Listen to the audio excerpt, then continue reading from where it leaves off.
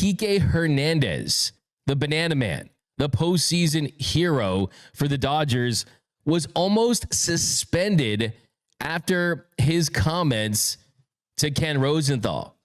Of course, you remember it was legendary. Are we live? Ken Rosenthal asked him, what's the difference about this team? And he's really gave a nice long pause, thought about it, and said the fact that we don't give an F. Well, he did an interview with The Shop that dropped yesterday, and he talked about that F-bomb and how he was almost suspended during the postseason. I was going to get an even heftier fine, and I was going to get a game suspension. Having a good agent and having a good player union came in handy. They got rid of the suspension, and they got to lower down the fine a little bit, which was good. I did have to apologize, which you could say 50-50 on the honesty part of it. What I answered was my honest answer from the bottom of my heart, and I didn't think there was any other way of describing the team, and I felt like I had already taken a while to think about my answer because I didn't want to answer it that way. But hold up. Did he just say that he almost got suspended for something that he said for dropping an F-bomb, a suspension? So you mean to tell me that Kiké Hernandez was about to get a stiffer penalty for dropping an F-bomb in a post-game interview than the entire Astros organization got for cheating to steal the 2017 World Series? You mean to tell me that he was going to get a stiffer penalty than what Gurriel got for a racist gesture he made during the 2017 World Series? How is that even possible? That made no sense to me at all whatsoever. And I did love what he said there. What he said, I did apologize. You could say 50-50 on the honesty of it. So not only was it we don't give a F, it's we still don't give a F for Kiké Hernandez. So look, I think the intensity of his response there, kind of the mindset, the mantra that really kind of encapsulated what was different about the 2024 Dodgers was the fact that, look, they're going to go out there, they're going to play their game, they're going to fight, they're not going to play tighter when they get down. They're going to go out there and not listen to the noise, and they're going to perform on the highest level. So that was pretty wild. Yes, of course, you have the FCC involved, and using profanity on broadcast television does come with a stiff penalty to it. I don't think Major League Baseball or Fox would have lost money for it. But, I mean, like, if I get the fine, look, it's kind of one of those things. It's, you kind of, you have a kid, and then that kid starts dropping the F-bomb, and you're like, oh, wait a minute, where'd they learn that? They learned that from the parents. So you get the swear jar going, right? I get the fine, right? Kiké put some money in the swear jar. I'm fine with that. But a suspension, that is absolutely out of line to even consider that in the least. That's just ridiculous. So good thing he didn't get suspended, because had he got suspended, I mean, that definitely could have hurt some of the momentum that the Dodgers had coming off that big Game 5 win. And Kiké also did say he wants to come back. He's made it very clear.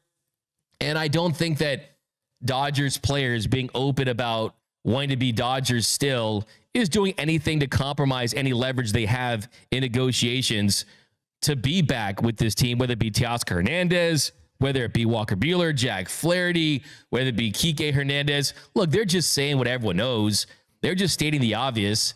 I mean, what player out there wouldn't want to come back to the model organization that is winning championships? They are guaranteed a postseason appearance, and they're going to put you in the best spot to have success. So that's no surprise to me. When will they get a deal done with Kiké? It's coming. It'll be after, I think, they take care of business with Teoscar Hernandez one way or the other, where they take care of business with Tanner Scott one way or the other. But really, I think my big four right now, as far as what they need to do to tie a bow on what's already been an excellent offseason so far, coming off a World Series win: re-sign Teoscar Hernandez, 1, sign Tanner Scott, 2, 3, get Roki Sasaki, and 4, bring back Kiké Hernandez. I've kind of accepted Walker Buehler and his fate with this team after signing Blake Snell. If he comes back, great, and we'll talk about a team that he could go to that Dodgers would not like in a couple seconds here. But you give me those 4 back, and this team is running it back, and they're going to be in a great position to defend their title and be the first team to go back-to-back since the 2000 Yankees. But he's perfect fit for this team. I mean, you look at what Kiké Hernandez can do. Not only does he bring that positional versatility that this organization covets, look what he did last season when Max Muncy went down. Played a great third base, got the bat right. We can play in the outfield too. You can throw him in the corner outfield spots. Tommy Edman, if Tommy Edman needs a day off, you can put him in there. Tommy Edman, he is a switch hitter. He's better against righties. So if you got he's better as a right-handed bat, right? So if you have Kiké can have success against righties and lefties. You can have him at second too, platooning with Gavin Lux, give him a start against a lefty. So he got the positional versatility that you need. So he has to be back. There's no doubt about it. I think financially, he realizes that, look, he already saw what happened after 2020. After 2020, it was about, okay, which team is going to give me an opportunity to be an everyday player and get 500 plate appearances? I want to see what that looks like. He knows what that looks like, and he knows that that's not where he's best optimized. So he's got to be back in a big way, and I fully expect him to be back in Dodger Blue. But yeah, by the way, plug, hey, that We Don't Give a F moment continues to grow and lore. Go to gearup.la, pick up the WDGAF t-shirt. I'm gonna give Antonio a big low 4 belt bump when they announce the signing of Kiké Hernandez. But Antonio, I mean, where are you at with Kiké? And first of all, this is someone we need to have back, but just as far as him as a player, I mean, the versatility that he brings, the clutch moments in the postseason, it's tough to find that on the open market. No, yeah, for sure. I mean, you got to love Kiké's versatility on the field, infield, outfield. Everybody knows here, but it's undeniable. It's the vibes that Kiké brings. And, you know, he might not play every day, but he's in the dugout every day. And the Dodgers just love having him there. And as a fan, obviously, everybody here in the office loves him. And I hope they get a deal done soon. What do you think about the suspension? I mean, come on now. Like, you worked in TV, right? I mean, you get the delay. Just give him the bleep. It's just, it's all Manfred, bro. I don't even want to talk about that TV. It's just whack. I'm glad he didn't, but like you mentioned, you touched it on earlier, but it's just whack, bro. Yeah, how about Noel? I mean, what do you think about this? I think it's pretty ridiculous. I mean, we've seen a lot worse go down on national TV, and like you said, the penalties were a lot looser. So I'm glad that not only his agent, but also the players union stood up for him in the middle. I mean, I can't imagine not having a game of October baseball without Kiké Hernandez out there. That would have, tarnished his legacy. So you can't do that to him. But like he said, he hinted at the fact that he really wasn't too sorry about it because it lit a fire under the team. And really not just the team, but the whole community took on that mentality the entire month, the entire World Series run. So I always think that to win a title, it's the little things that matter. And I think that was one of those things that needed to happen for this team to actually get over the hump and get something done. Totally, 100%. I mean, I think with Kiké, what he brings to this team goes beyond what he does on the field. We talked about it a lot yesterday. But yeah, I mean, that would have really stifled a lot of momentum.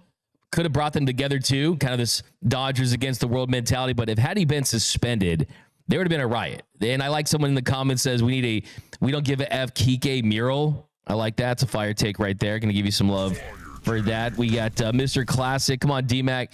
Hey, look, I will tell you that the Dodgers definitely want Kiké back. Kiké wants the Dodgers back. And you have to look at where the roster is right now. And the reason why you're not going to see a Kiké signing right now is because you have 39 guys on that 40-man roster. You want to get closer to February, closer to when pitchers and catchers report, then you'll see Clayton Kershaw sign. He'll go on the 60-day IL, and you'll open some roster spots up. So really, it's about roster flexibility. And what I was told about Kiké Hernandez is once kind of the other big boys kind of sign and go off the table, then you'll start to see contract negotiations pick up about bringing him back. But yeah, he's going to be back in LA. I'm very confident in saying that. We got a $5 super chat. Sign Teo.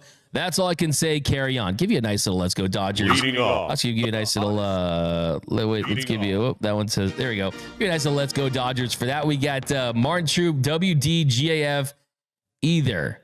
Okay, we got Jason 50-50 LOL. I know that was just such a great comment right there. He's like 50-50. I think it was more like 90-10. I think it was more like 99%, 1%. That was basically, hey, my agent, my PR people prepared something for me to say, and they said, hey, you got to say that. So you got to love that about Kiké, man. He's someone that's always going to speak his mind. He's not afraid to take a fight, not afraid to ruffle some feathers right there. Prone to thrill, so dumb.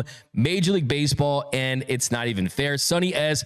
Manfred, piece of metal ad again. It's a fire take right there from Sonny S. AM Sanchez, WDGAF era La Land. Hashtag LA. I love that. I mean, yeah, maybe that's a good way to put it. The Dodgers in their WDGAF era. And I think that kind of that does set a tone. I mean, this is not your goody two shoes Dodgers. I mean, they have a lot of great guys on this team, but on the field, you don't mess with these guys.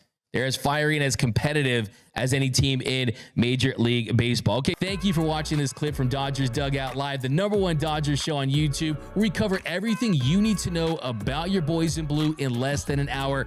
To check out new episodes, go to youtube.com/DodgersNationTV Monday through Friday in the mornings, and be sure you're subscribed to the Dodgers Nation YouTube channel. For all latest Dodgers news, rumors, hype videos, interviews, giveaways, and more, you're going to find it right here at the #1 channel for your boys in blue. Hit that subscribe button, hit that notification bell, hit that like button, and until next time, think blue, bleed blue, and I'm out.